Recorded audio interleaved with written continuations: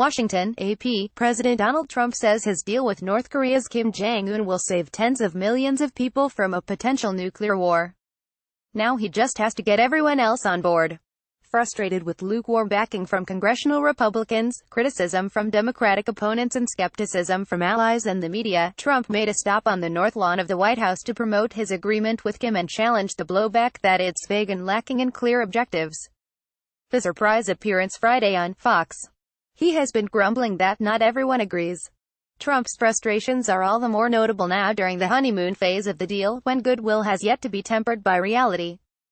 Goal of complete, verifiable and irreversible denuclearization, even in the most optimistic case, probably will take years, and that's assuming North Korea won't violate the accord, as it has every previous nuclear agreement.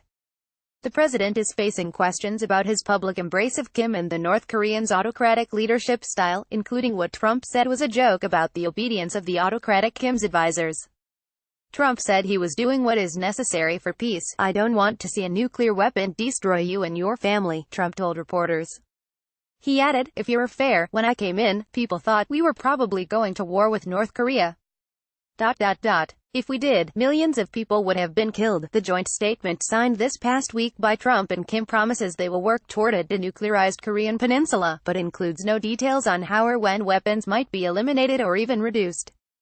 The summit marked the first meeting between a U.S. and North Korean leader in 6 decades of hostility and did mark a reduction in tensions from last fall, when Trump and Kim were trading insults that raised the specter of war. Trump emerged from the meeting convinced that he could sell the vaguely worded deal, as evidenced by his hour-plus new conference in Singapore immediately after their session. Since then, he has sent out tweets on messages, peaking with his Friday visit to the White House driveway for the impromptu press availability. He's his own communications director. "Once again his press team is trying to catch up to him," said GOP consultant Alex Conant. "He's focused more on the optics than the policy, which is a trend we've seen throughout this presidency." In a video message Friday defending the nuclear agreement, Trump said the U.S.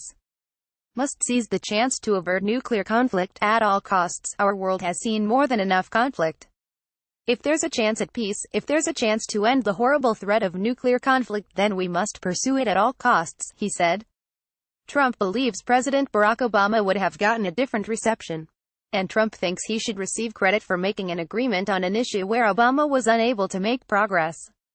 Trump has called lawmakers to express enthusiasm for the agreement, but also complained that he has not had more robust support from GOP lawmakers, said a person with knowledge of those calls, who spoke on condition of anonymity to share internal conversations. Among Trump's most vocal supporters is Secretary of State Mike Pompeo, who led negotiations to set up the summit and will hold talks with the North to work out details of the deal. The challenge of defending the agreement became apparent this past week when Pompeo lashed out at a reporter who asked how the U.S.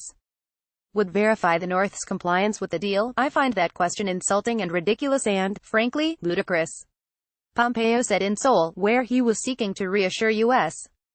ally South Korea about Trump's negotiation, including a surprise halt to joint military exercises involving the U.S. and South Korea.